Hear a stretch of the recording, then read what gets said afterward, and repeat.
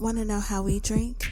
We drink sexy. And it's because we drink 500 vodka. It's gluten-free, corn-based, and offers 3 premium products that is unmatched in the market today. Super ultra premium neutral, coconut pineapple, and strawberry lime.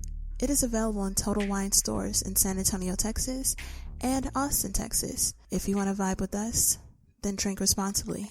Drink sexy. Drink 500 vodka.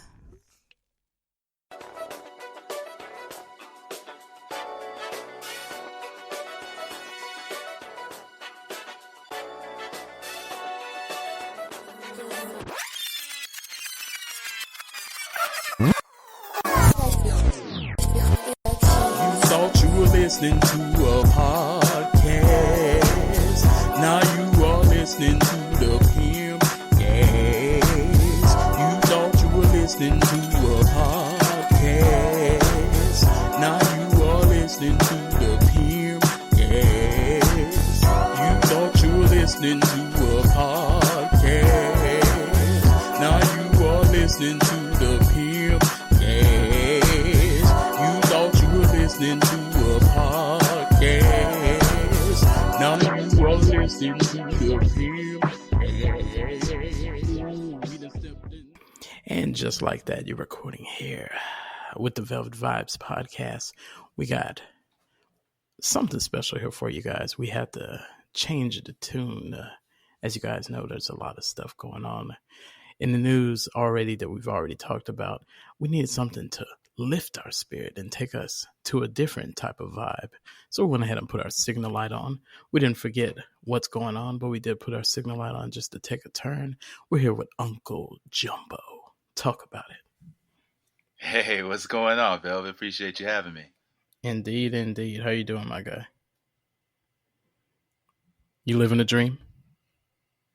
Yeah, definitely. I'm grateful, happy, and I'm smiling. It's good to hear you. It's good to be heard. So definitely living a dream. Nothing wrong with that. Well, first off, we know that you're living that YouTube dream out there. We got to get some details on this. First off, tell the people what it is that you do if they're not familiar already. Right. So, hey, what's up, everybody? My name is Uncle Jumbo. I am a children's music artist, and I'm a new artist. I've been in the kids and family world for about, 3/4 of a year, coming up on a year soon. So I released 3 albums, and I make a lot of videos for my albums. I do long form dance alongs where you can just get all that activity out. I have some singles from my albums, and I just really focus on getting kids to tap into that sense of joy and teaching kindness, keeping their selves active and well, so wellness. Indeed. And yeah, it's a wonderful thing, and I'm really, really happy to be able to do it. Yeah, nothing wrong with that at all. I notice now you are in a lane. I'm not going to say that it's a non-existent lane because there is a lane, but it's a interesting, and it's not the lane that everyone takes. Everyone wants to be a trap rapper. Everyone wants to be make them twerk and etc. What made you notice that this lane was wide open, and what made you go down this route? Yeah, I really didn't know that the lane was wide open or anything about the lane until I was pretty well on my way with things. I've been a musician my whole life. I've been recording music since I was 15. And so I've gone through a lot of different phases. I've done solo work. I've been in groups. I've done all kind of things. But the major catalyst for this change was my daughter being born. And that was in 2018. Indeed. I had a feeling that it had something, of that nature. So was it just the fact that there's not a lot of music for kids, or, were you just goofing off and it kind of turned into something serious, or? It was an interesting kind of cosmic dance. A lot of things came together that I didn't. I definitely wasn't thinking about children's music. I'll say that. Not at all, not at all. But it's really beautiful the way that the lane that I am in right now is. It's just the perfect combination of who I am and my musical journey, and things coming together at the right time. So when before my daughter was born, I kind of hit this real big creative surge, and was making a lot of stuff every day. Was really obsessed in a good way with just making stuff. I had a lot of sounds in my head, and then I just kind of trusted that I wanted to make stuff. So a lot of times I didn't even know what I was making, but I would be making beats every day. And so I had a lot of stuff building up before she came. And then when she came, my wife and I, we sang to her all the time. And we used to just like kind of baby out some songs that we've been singing forever, right? So I would sing to Isleys, "Who's That Lady?" But I would sing like, "Who's that baby? Who's that baby?" And I would sing One Way song, "Cutie Pie." "Cutie Pie, you're the reason why." Yeah, so we kind of lullabied those out and would just sing those to her all the time. But my daughter, a really big thing, and I don't like to talk about it too much, but it's cool now, and it's good to talk about it. Speak your gospel. Yeah. So my daughter was diagnosed with a rare liver disease, and we found out about this when we got home from the hospital and went to her first pediatric appointment. And just these numbers were off the chart. It was crazy, and she ended up having to have surgery when she was just 3 weeks old. And Wow. That was super. Yeah, that was super intense, man. To go from like just the emotional like tide shifting to go from just super excited and elated and just there's this whole new chapter of your life and you don't even think about anything really being wrong. You just you count 10 fingers, 10 toes, you're good. Now you have this new little baby, but then this massive thing comes. And honestly, we did a lot of singing to her. Those songs that I just talked about and just other songs, we sang to her and kind of to ourselves to feel normal, I think, and to find some kind of joy and pick ourselves up, right? So we sang these songs to her. There was a time when we had to be in the intensive care unit and I just realized now that I've like dived really deep, but that's what we do here. Yeah. It's a part of the natural kind of flow of things, but there was just a big moment during all that time. We had to be in the intensive care unit for infants, and all the babies are in there. And across from my daughter Ani was this baby, and they had this like stereo hooked up to this baby's bed, and it really stood out as like a powerful moment of music and its presence, and just what it can do. Wow. So yeah, it was that was a big piece, man. Just really trying to work through that. I still hadn't had any plans of anything, but as my daughter, like she thank God made it out of that situation and started to recover. Yeah, really, amen.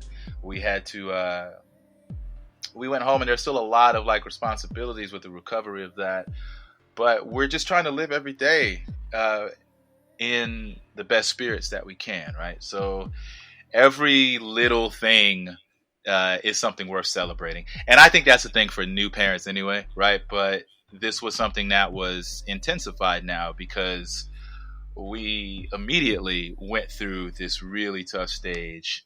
And so to be home, I'm already a really just goofy person and silly, and I'll sing here about, you know what I mean? Like I'll make a song out of taking the trash outside. Like that's just me. Indeed. And so we would have moments like my daughter learning how to crawl, and she would only be able to crawl backwards, or she'd be falling down, and I'm on the ground just like making fun of her and making up a song. And as I used to call her a roly-poly. And that turned into like a hook of a song that we would sing in our house, and that turned into just another one of those songs that we sang. So what was the first song that got recorded? Because go for it. The first song that got recorded was Roly-Poly. Oh wow. Yeah, but I went into the studio with 3 albums ready to record. Wow.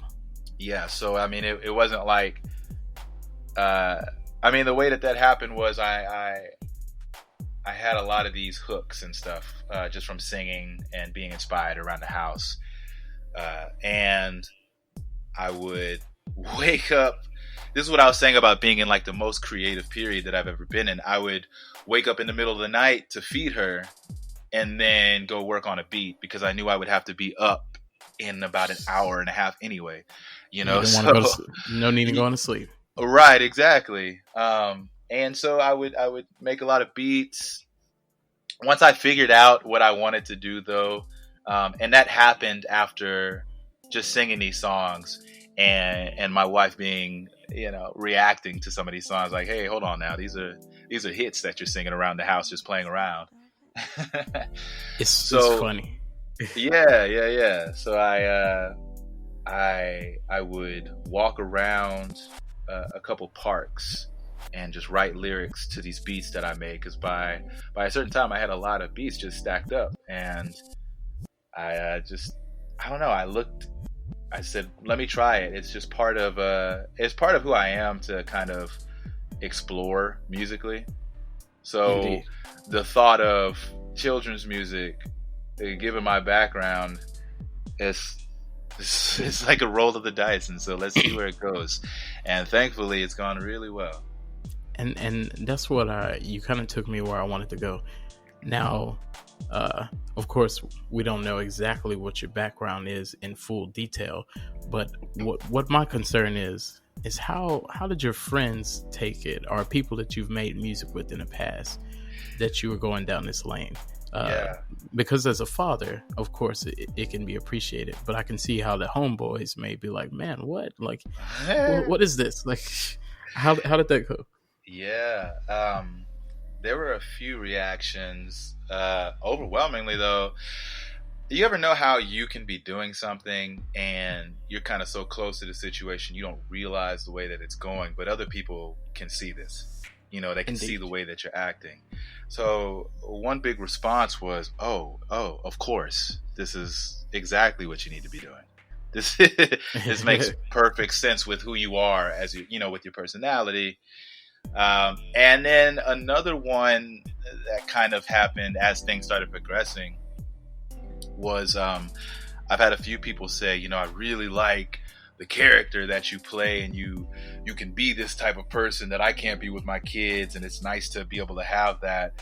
But the thing about that is that I'm not being a character. And that's kind of another, I'm just being me. And what's interesting about kids' music is that I've always been somebody who likes to experiment with sounds, like mash up and bend up genres and just try different styles, because I've always listened to different styles of music.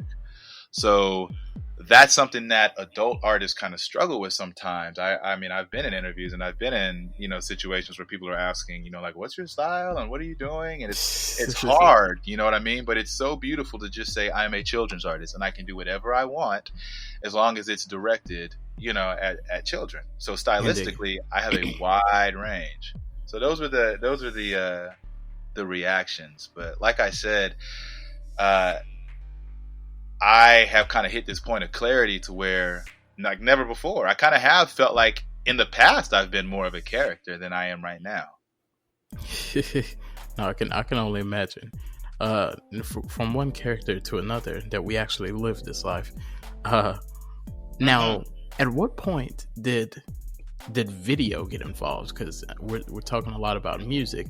It looks looking at the YouTube, it looks like someone pulled the green screen out and began to explore a little more.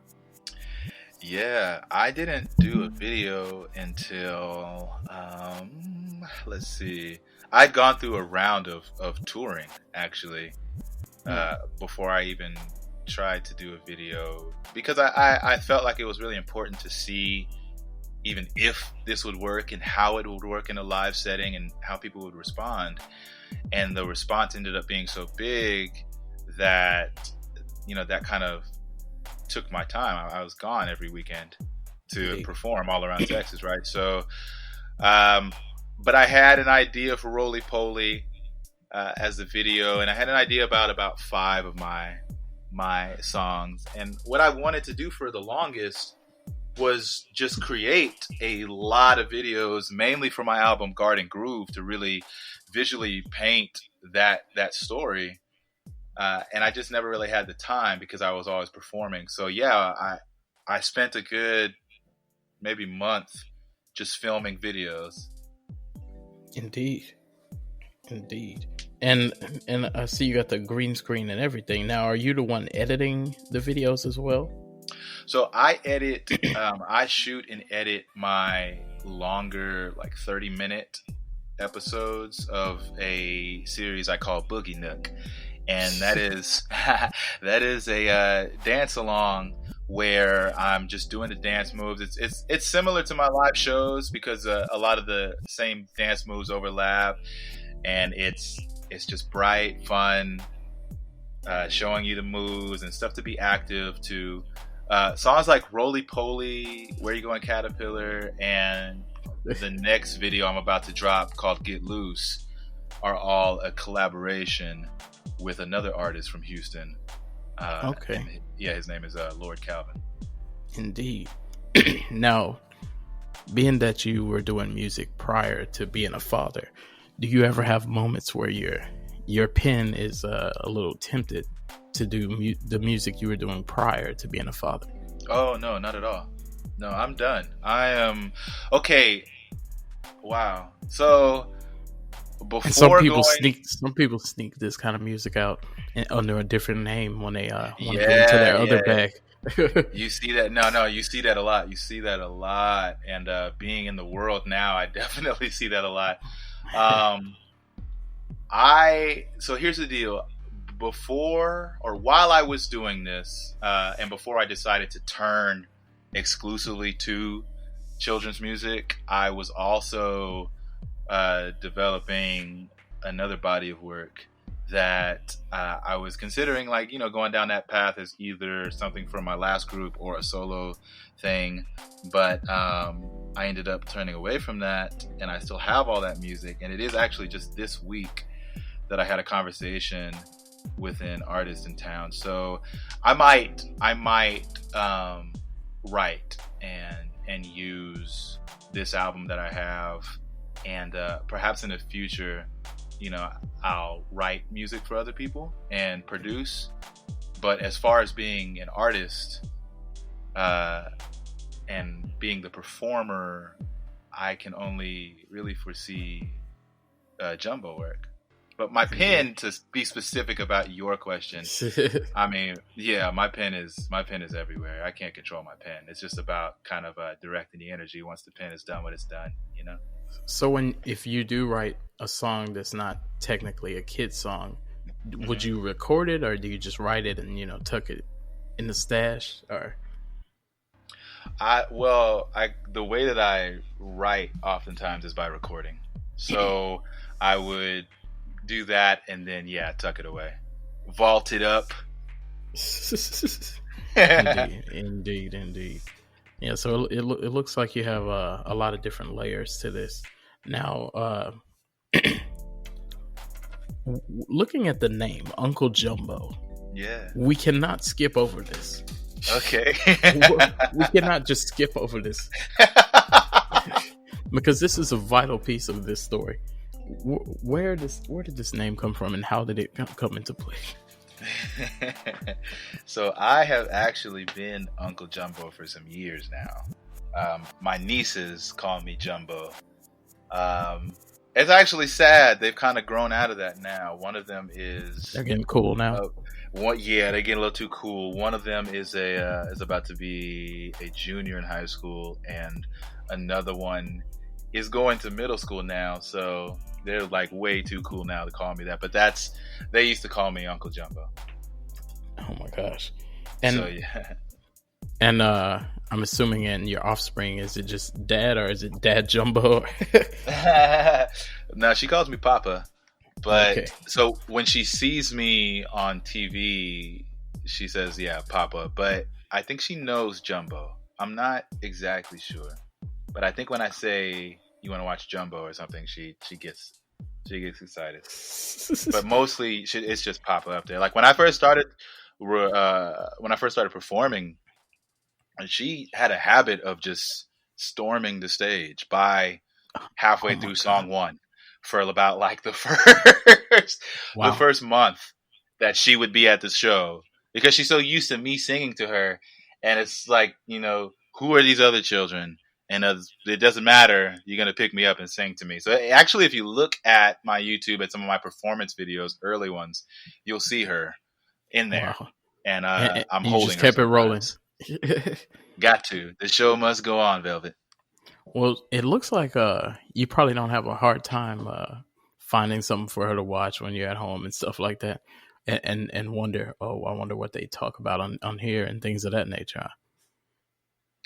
Yeah, I mean, we have a pretty limited diet. We didn't really watch too much TV at first, and even now it's like she watches Sesame Street. She watches my videos, and she watches an Armenian artist. My wife is Armenian. So there's an Armenian artist named Taline, who was a pretty big influence on me turning in this direction. Wow. And so she watches her videos a lot too. Now, here is something we definitely also have to discuss. With COVID-19 and everything of this nature going on, you probably know where I'm going. Is this has it helped you creatively, like as far as giving you more time, or in some cases it's not helping people because you got a lot of other stuff to think about? Mm-hmm. Yeah, I think a lot of my just colleagues in music, it's just been a tough time for everybody, period. But I think so. Before everything became official with stay-home orders, I was kind of taking a temperature on things and looking around, and I was going to my director, my collaborator, to record and film another video, and I just kind of looked around and was thinking that we might not have the opportunity to get together to do this again after this particular shoot that we had. Indeed. So I scrapped the video that we were going to do, and that's where my Boogie Nooks were born. I said, kids are going to need something, and the parents are really going to be looking for something for their kids to engage in and to be active and kind of enrich what they're going to be taking on. So it's interesting. I really do. I miss the shows, because the stuff that happens at these shows, especially the like unscripted stuff, is just incredible, because kids are everything. They're amazing, man. And the things that they say and pick up on is amazing. The shift that has happened though is, I that really did jumpstart my videos more than anything. Was having all this time on your hands, huh? Yeah, having the time, but also not having a live function anymore. I don't have my concerts anymore, and I really crave the interaction, and Indeed. That's a really big part of what I do. So that happened, and I'll tell you, I've been communicating, like messaging back and forth. A lot of parents write me, a lot of non-parents write me, because there's a few groups of people that I've noticed that are really tuned in. And of course there's parents, but there's also a big group of people who don't have kids, probably don't have kids in the immediate plans right now. and they just really like it. And they're still a fan. I think it's just because it's something really, really good, and really something wholesome that you can count on, and it's kind of a testament to where we are right now out here in the world, needing something good. But now I understand that you were telling me that you write songs that are similar to other songs and things of that nature. Have you ever had any issues with sample problems or anything like that, or are you very well versed on how things of that nature work? You said songs that are similar to other songs? Correct. What do you mean? Kind of like the how you said the Isley Brothers song that you kind of flip the lyrics and things. Okay, yeah. Well, those are just what I sing at my house, and that would be terrible if somebody came in my house, with like a cease and desist for a lullaby. No, all of my work is like super original. I don't even sample. Indeed, yeah, because I'm into production myself, and I checked it out. I like it, and I'm quite capable of sampling, but I just stay away from it. I'd like to avoid the issues and just be as smooth as possible. We don't want to wipe tears out of our eyes. There's just enough going on that I don't need to add. I'll just make my own stuff. Facts. So tell me this, with what you have going on, the moment when your young one is older than a child's age to even be enjoying this the same, do you feel you would be done, or do you think you're just doing it for kids, period? Oh yeah, I'm definitely doing it for kids, period. This is something that I see myself doing for a long time, so I think that she'll definitely, she already has a wide range of stuff that she likes musically, so there'll be a time when she's not going to be asking for Papa, and that'll break my heart, but I'm still going to make music. I'm still going to do this. Now I'm on a mission, honestly, that my daughter was a really big piece of this, but it's not about her, and it's not about me either. It's really not. It's really about these kids and giving them something to connect to at an early age. I really try to reach kids before they reach the age of 5. Thanks. And the way that I look at a lot of what I do is, I used to coach camps for kids in different things like sports, basketball, tennis, track, and you get those ones where you get a t-shirt at the end of it. You go through the camp, you get a little t-shirt, and one thing that I would always do is give these kids a shirt that was entirely too big for them, way too big for them. It'd be like a night shirt, ridiculous, but by the time that they get to be about 13, 14, 15, the shirt kind of fits like it's supposed to. And they have this shirt that, not a lot of people, if anybody else, has. And they have the memories. Right. They have the memories from when they got the shirt, and it's something that they'll always have. And I look at my music that way. I purposefully didn't look at what was going on in children's music and try to emulate that to fit in. I didn't want to make anything. And now that I've been in the world, I see that there's so much flavor out there, and there's a lot of people doing different things. They're not just making super kiddie music, but that's something that I really didn't want to do. I wanted to make something that they could jam now and have really good memories with and return to it, or it just, goes along with them for the ride, and it keeps its jamming ability.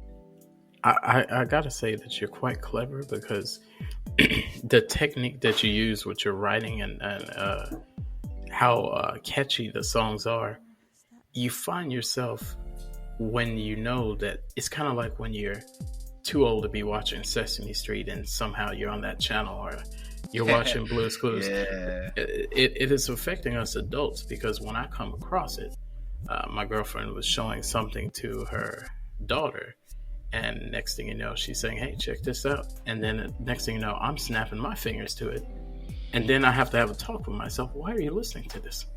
But I think there's something to overcome, though. I think that it's one thing that I do want to do is put children's music in a more mainstream thought place for people. Of course, it has to like make you snap your fingers, right? It has to do that, but just the ability. I don't want it to be taboo. Like you gotta roll your car windows up and jam on the low. Like I want I want to make stuff that is okay. So a lot of stuff is like, in my opinion, it's made from what I call top down, and that is like these kids who happen to be in like the car seats in the back seat, they're about to jam whatever you're listening to. You know what I mean? And I want to make stuff that is directed at them, but that you really feel and see the value in, and can maybe bring you back to a place of just childlike joy. Velvet, I'm sure you have a lot of stuff going on in your life, and for that little minute before you question yourself, it wasn't bad. You were enjoying yourself. Indeed. And I'm going to tell you why this interests me more than anything is because everything you're telling me, and it applies to me. And I sing these goofy songs all the time, and I've always been told, you ought to record that. And I never really did it. And now that hearing this, and of course I'm not going to do it now because you can't just step in there and be a member of the lane that's being carved already. But this is interesting for me to see what happens if you do. You know what I mean? Honestly, man, I think my whole life is just a testament of doing that and like saying yes to those kind of moments. Indeed. So, and I also don't think that there would be anything wrong with more people doing what I'm doing. So you should do it. And well, I'll tell you what I've done more of, and it's not really the kids lane, but I've done this stuff around the house when I'm actually singing a rap song, but I'm singing it in a different genre, a manner of a different genre. It is the thuggish, ruggish bone. It is the thuggish, ruggish bone. Yes. We have crazy and lazy. Wish is in the house. That's beautiful. And flesh. This is what happens in my household as I'm taking out the trash or washing the dishes. Yeah, you remix it. I love that. That's super intelligent to be able to flip it like that. Everybody can't do that. Yeah, we'll take the trappiest song and we'll go from trap to Sinatra somehow. Well, look, the way that pop music is, watch out, because today's Sinatra will definitely be on some trap drums. I would not doubt that. And the thing about it, I've done that what I just said, goofing off, and I think I ran into it one time, and I was like, oh man. But once you see it, you can't be like, well, I invented this. It's like, well, somebody else figured it out too. But hats off to them. Final question. I do want to know, and I think you kind of tapped into it. What is the end goal of this? Or is it just having fun? Well, I definitely want because it can bleed into something else. Yeah. I'm really long range minded. So joy is something that I want people to get definitely in their lives, period. I mean, not even talking about me. You just need to get it and find it and live it and feel it and share it, right? Because it's a really big, strong thing. You talked about at the beginning of this show, everything that's going on. You know what I mean? Like I am not I guess I can be somebody to take you away from those feelings, but I'm also a person. You know what I mean? So I'm a black person, proudly. You know what I mean? So there's a lot going on. It's not to take away from that, but it one of the best things I've heard lately is that, Soul Train was started during the civil rights movement. And Indeed. a big thing about that was joy. Joy is such a strong weapon that we have. It was said to be one of the strongest weapons we had at that time because it humanizes you. It makes you feel, it energizes you, it lets you get back out there, it lets you just be for a little bit. And we all need to kind of be. But about what I do, it's definitely something that I want these kids to pass down to their kids. There's a children's music artist named Rafi, and Rafi is like 135 years old. And wow. I love you, Rafi. He's really no, Rafi is amazing, but he has been passing down, like there are generations of people who listen to him. Just same thing as Sesame Street, who just celebrated their 50 years. You know, like there are so many kids who pass down that, and they pass down that. My child watches Sesame Street. I want to be somebody, and the mission that I'm on is to be somebody who makes families closer by giving something that the parents like to listen to with their kids. I want to be somebody who instigates that joy, puts that joy in your life. And there's a lot more to my music than that too, but I want to be that person who is a presence in your life in the way that I was able to have Sesame Street, Mr. Rogers, LeVar Burton from Reading Rainbow, like those type of people. Those are the people who taught me indirectly. They taught me. And so that's what I want to be, because I believe in people, and I know that when there is something that they can tap into, the potential is limitless for everybody. Amen. Amen. With this being said, you drop nothing on us except gospel, so we can't help but clap our hands and feel what has been before us. And like we said, we need to hear something like this at this time to lift the spirits, because we are in what appears to be a dark time. We're not going to call it a dark time. It's a lovely time. We're going to keep those fists in the air. We're going to keep surviving. I need to know, do you have any merch? Do you have any websites, how they can follow you? Anything the people out there need to know? Go ahead and drop all that. Shout outs, anything. Shout out to the Velvet Vibes podcast for having the best podcast theme music in the world. First off, you've experienced that? I experience is the correct word. So, and shout out to you. I really appreciate you giving me, allowing me into your space to talk and to connect like this. It's a big deal. I appreciate what you do. So shout Looks out like to you. You knew about my singing style then. a little bit. And I love it. And shout out to parents with the young ones. Shout out to the grandparents.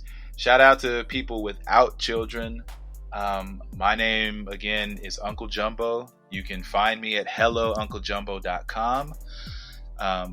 And all of my social is Hello Uncle Jumbo. So you can find me there. I have 3 albums out right now. They're very good to just listen to together and to connect to and to feel good. And I want you to just stay positive. And I want you to feel all the feelings you're feeling right now, and know that there is somebody in me who wants the best for you, sees that you can have the best. And I'm making this music just to jam along while you become that. Amen. And I do want to say this and just know that Dr. Jumbo, the great Uncle Jumbo, he did not say he did not say this, but I'm going to say this. If you're listening from an aisle at Walmart or walking down an aisle at Kroger or H-E-B, and you're looking in your cart and you see a Plan B in the cart, and you just go ahead and take that Plan B out of the cart and just sit it right on the shelf. Because if you don't have offspring, you need to go ahead and get you some offspring so you can go ahead and enhance the quality of the tunes that he has for you. So yes, if you have a Plan B in your cart, do not be shocked if your debit card will decline, because we do have connections. We want you to put that Plan B back. We want you to, if you want to hula hoop with a young lady and express yourself, go ahead and express yourself. But make sure yourself. It's all worth it. And the next thing you know, you'll be with your legs crossed and a coloring book to your left and a box of crayons to your right and a Capri Sun on your little table in front of you and Uncle Jumbo on your TV. I do have Uncle Jumbo coloring and activity books, and there is a new Jumbo video dropping on Juneteenth. That's Friday, June 19th. And the video, speaking of coloring books, I actually colored the pages, is coloring book themed. And I'm a sunflower in there. I'm telling you to get loose, be patient with yourself as you grow, and love one another. Please, love one another, take care of one another, like you take care of this garden. Amen. With that being said, you guys can take your Stacey Adams off. You've heard the gospel from Velvet Vibes podcast, and you've heard it there was a great hot dog that once said, "Hot dogs, jumbos." If you're old enough, you remember this theme song.